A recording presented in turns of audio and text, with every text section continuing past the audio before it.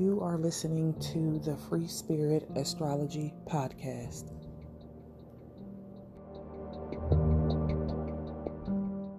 Hello, everyone. Welcome back to the Free Spirit Astrology Podcast. I'm your host, Brandy Williams. Happy Monday. Welcome to a new week of another level of the great spiral of life.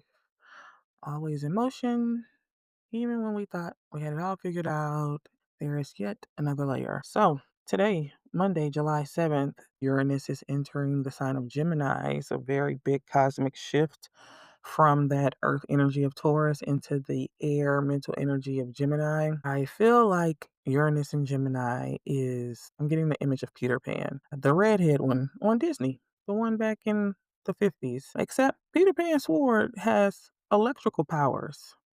And that sword comes to cut through the bullshit and the lies of the mind. So Uranus is that planet of rebellion and shocks and surprises. It is the great liberator that comes after Saturn, our planet of limitations, and it comes to break us out of some of those limitations to create our own lane so that we can live in our own truths. So our very own cosmic Peter Pan. He's coming here from now until November. He's on a little promotional tour, and he is coming to break us free from some things to free our minds. He's slicing, his electric sword through some deeply rooted dogmas and thoughts and beliefs and conditionings that we've been holding on to. He's cutting the limitations of what we've been conditioned to believe and the safe, small mindsets that we could have been holding on to. Um, and as the mind begins to expand from its new freedom, there could be a lot of thoughts and a lot of mental stimulation. Last night, I felt like I was crossing state lines of cosmic energy in my mind. I really couldn't sleep well. Um, there were a lot of thoughts happening, swirling around. And so that could be happening for you as well. And one of the great remedies to taming the mental energy is to bring your own grounding by moving the body and walking it out and grabbing the weights and disconnecting and dancing and putting on some music that kind of gets you out of your head and into your body, putting the phone down, the constant stories and news situations going on, and we want to be connected and we want to be involved, but we also want to know when it's time to come back into ourselves and to stabilize the inside so that we are not being manipulated by the external. And so the Uranus in Gemini archetype is here to show us that none of this shit in our minds is entirely true. None of the shit that we are seeing and being fed mentally is entirely true. The stories in the media, the way they skew things, the thoughts and the beliefs and the mindsets that we've been exposed to by our own families and cultures and peers, and especially the lies that our government feeds us and the structures and statures and systems that the government influences, like the medical systems and educational systems, and how they tell us things are going to be all filleted and autopsied and exposed. We're going to start seeing that multiple things can be true at the same time. We're going to feel a inclination to question everything and to be curious and about everything and to stay adaptable and to finally realize that the truth will not be televised. It's not going to be on the media. That's why we got to tap in. That's why we have to strengthen our intuition and get the chakras all aligned and know ourselves so we can call in our authentic people so that we can finally step out of that matrix of the limiting structural influences that benefited by us being under their influence, who think in the ways that we've been thinking. We are getting out of the matrix, so we can create the life that we want to live. And then once we have this freeing and liberation of the mind, we will actually go back in November into Taurus when Uranus goes back into Taurus, and we're going to build it. We're going to build something with new mindsets and new beliefs and new curiosity. We're going to have fun with it because Gemini is all about fun. It's about being curious. It's about learning. It's about being the student again. And it's about coming into this youthful energy of curiosity and not thinking we know everything and not being attached to all these dogmas. We're going to take off our professor caps and gowns, and we're going to be students again and learn and know that we ain't no shit to begin with. We got to unlearn a lot of stuff and relearn some totally different things, and that's very exciting for me. I love that. Yeah, so we're gonna have this increase the likelihood to question our own thoughts, which is kind of a mind trip, the mind F, when you start realizing, man, the thoughts I think, that's not true. Have you ever been talking to somebody now that you are having some of these mental, upgrades? Because this is not just happening today. Uranus, that energy from Uranus comes far before it starts to shift into a new sign. I have been having conversations and I've been deep in a thought and I'm like in the middle of it. The duality of my mind is like, that is not even true. And I'm like, oh, and, and so when me and my husband have these conversations, that happens a lot. Now he laughs, but we just want to remember to not take ourselves and our thoughts so seriously and to just be adaptable and curious so you don't get lost in the sauce and lose your people. Okay. And also today we have Venus, who's in Gemini, in a trine to Pluto retrograde in Aquarius. What the heck does that mean? So trines are conversations from planets that just flow. They flow like water. There's no resistance. There's no questions. If you put some water in a cup with no bottom, it's just gonna come out the bottom part of it. So that trines are thought to be very good and harmonious, but if the wrong things get to flowing, it could feel very uncomfortable, I guess. So yeah, like traveling water, a trine is just gonna flow. And so basically this trine is between two air signs. So we know we're talking about communication and a lot of mental energy and these trine is representing like a transformation, and this could take place just by a mundane mental interaction. Like this could be a conversation between two people who are probably in close proximity. So somebody you see every day, somebody that you consider some to be in your immediate environment. With this Venus and Gemini, this is a mundane regular situation that bam triggers something else. And what happens is it pulls out some sort of deep psychological insight in ourselves and maybe in the other person too. And these are bringing deep revelations this week. We are noticing that there is a side trap door in the upper attics of our mind that has been stashing a lot of shit. You've been hoarding some shit.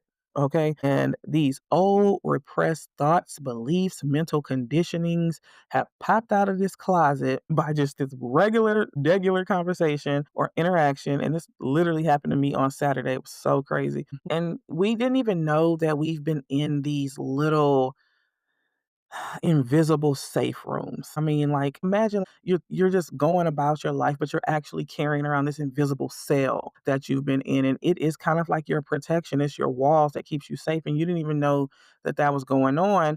And then when Venus and gets into Gemini, who is kind of cool that I said last week that she is our Alice Cullen of Twilight. But if you don't know who that is, then I said she was Tinkerbell. So really comparable to our cosmic Uranus that's in Gemini, who is Peter Pan. Tinkerbell has come through and in the midst of a little, interaction, a conversation, she illuminates with her fairy dust the very cell that you've been in this whole time. That's also a mind trip because you're looking around like, what the hell? And so some things start to come up in your own awareness about what you have been holding and how this thing can be very limiting. You start to see yourself, which I think is exciting. I love to see myself because I want to be better. And as we're doing this shadow work, that we've been doing for so long, we're seeing that sale. And we have been in this liminal space that we thought, was safe and we had control. And then, it's a part of that Uranus and Gemini energy and all of these cosmic outer planets that are speaking to us that are saying, no, you've just been in a perpetual state of some other shit. It's time to question everything. And we get to step out of that cell if we choose to. When we're talking about Venus, we're talking about our relationships and how to not bring some stuff from the past, some stuff in that attic to new relationships. And so we get to step out of that. We get to stay open. We get to question our own logic. We get to make burn letters and we just get to know that we can hold multiple truths at once. There's multiple different perspectives. And isn't it amazing to be able to hear somebody and to hear their versions of what, they believe and what they think and making room for that? and then also questioning yours and saying, hey, maybe I can hold on to this, but still entertain the thought of something else, and really seeing how a lot of the structures that we've built for ourselves are not real. And this is another way that we are stepping into our own authenticity and calling in our person and calling in our soul tribes. The more we get to know ourselves and the more we accept that and question it and just stay open and not, beat ourselves up or, have this feeling of rigidity and it has to be this way and that way, the more we'll call in people who also make that room for us to be open and figure out life and let it be messy. And, that's our soul tribe, the people who don't judge us and who don't get us but love us anyway. And they just let us be a process because we're letting ourselves be a process. So we always start internal and then we attract from we attract the external from what's going on inside. So this is a great beautiful opportunity to have a transformation and a breakdown that leads to a breakthrough so that you can connect deeply to the people that you love and want to be connected to. And that leads us right into Thursday, July 10th at about 5:36 p.m. Central. So just for your time, we're going to have a full moon in Cancer. So we're at a sun moon opposition where the sun is going to be in Cancer and the moon is going to be in the sign of Capricorn. Did I say Cancer? We're going to have a full moon in Capricorn where the sun is in Cancer, but the moon is in Capricorn. Okay. And full moons are all about revelations and releasing and the fruit dropping from the seeds that we could have planted during the new moon in Capricorn in January, or just the seeds, blossoming and blooming from another intention that we've planted. And so what's happening right now is that the moon in Capricorn is speaking to the lunar nodes in a conversation with the south node who's in Virgo, and that is asking us to release some old perfectionistic tendencies and control and stuff. Ultimately, this full moon is about us letting go of the hustle and grind and trying to work super hard to do something without waiting on spirit and waiting on God and letting some be soft and easy. So Capricorn is that energy of our authority and responsibility. Wherever you have Capricorn is where you feel you need to be responsible for somebody else and how you need to secure them and to make sure that you are building and bringing something into the world so that you can bring something home to provide. It's like a father archetype, and Cancer is like a mother archetype. And Capricorn is the daughter of Saturn. So she has a lot of those Saturn like qualities and structures. And well, Capricorn is a feminine sign, but yeah, but sometimes people think she's masculine, but Capricorn is a lady.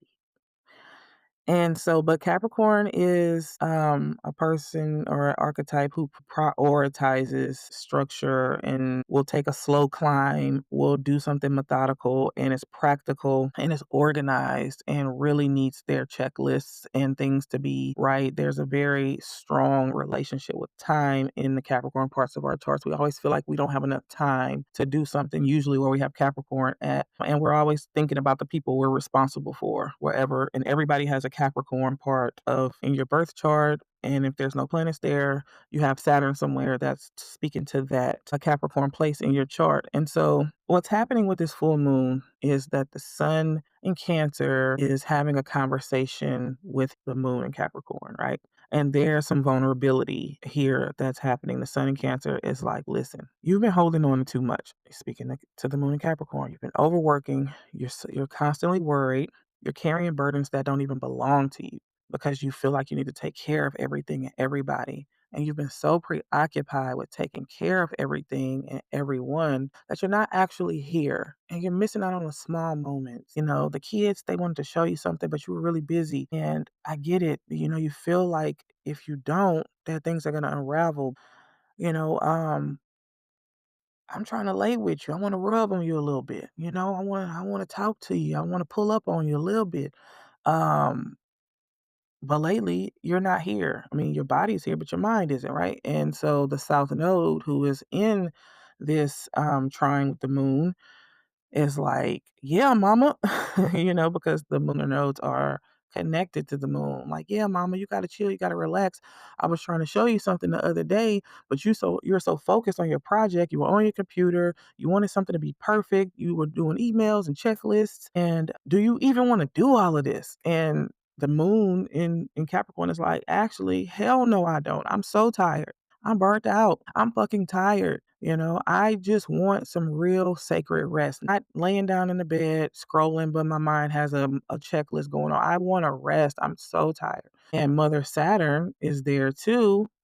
mm, Not there, but speaking to her daughter and saying, contributing her elder wisdom to say, baby girl, you're not a human doing. You're a human being. And I know I taught you structure, but you must recognize that you have limits and it's time to honor those limits. It's time to know when to stop and know when to pause and know when to wait on spirit so that you can take the next step and let it be inspired instead of feeling like you have to go and take that climb and get your hands dirty. And I know that you can sense that, right? And just know that you are being guided by things that you can't see, but that you can actually feel. So wherever you have that moon in Capricorn during this full moon is where you are being asked to stop overdoing it, to stop concerning yourselves about your responsibilities and trying to secure the money and tackling another issue. There's always going to be another issue.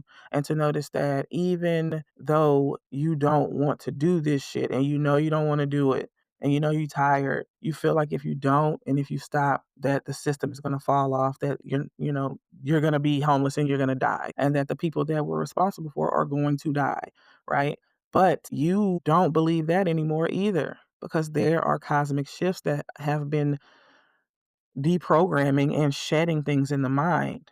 With Pluto in Aquarius and now Uranus is in Gemini, we are no longer subscribing to hustle and grind culture and feeling like we need to work 120 hours a week to take care of ourselves and our families. In Capricorn, you are ready to finally rest and to take a real vacation. So I wonder if this Thursday you're going to clock out and you're going to lock in with the people that you love, the people in your nuclear family, the people who you provide for, and to have moments where you're not only concerned with providing, but also connecting and being mentally and emotionally present and at home in yourselves and with the people that you love. And then, speaking of our cosmic grandmother, by July 13th, at about 12 o'clock, about maybe it's July 12th. So between July 12th and July 13th, because it's happening around midnight, Grandmother Saturn is stationing retrograde. And she's stationing retrograde in Aries. So, of course, the attention is going to be on us and our own processes. It's internal.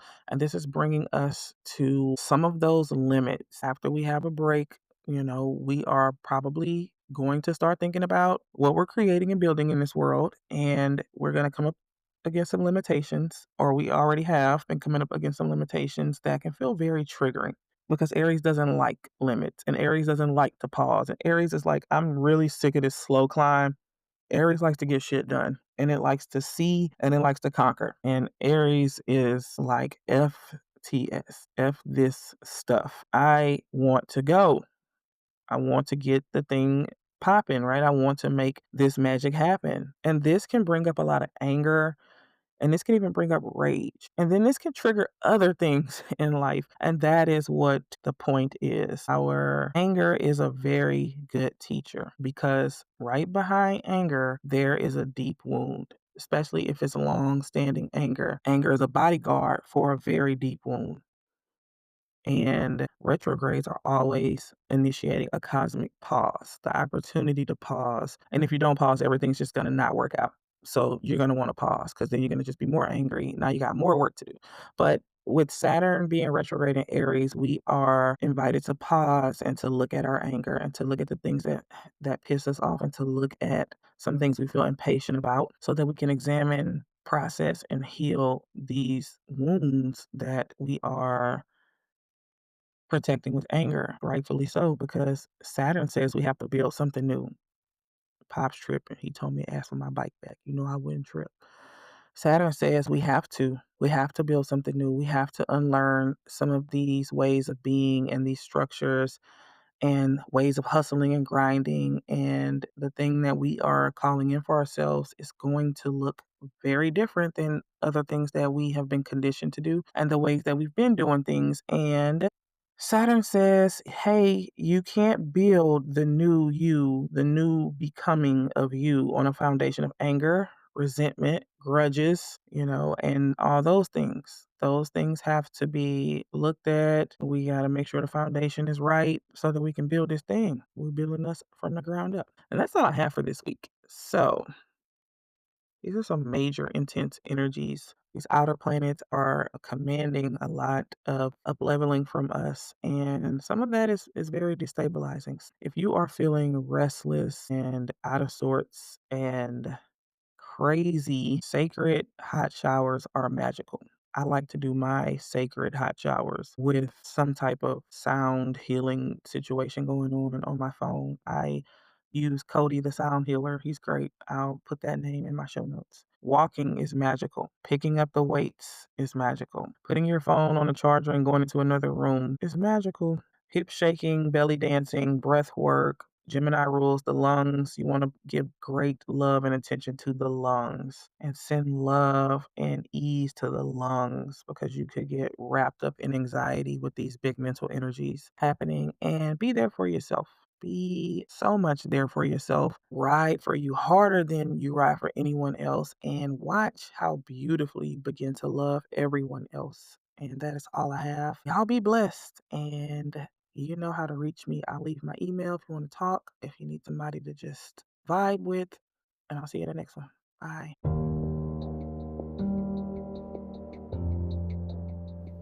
You are listening to the Free Spirit Astrology Podcast.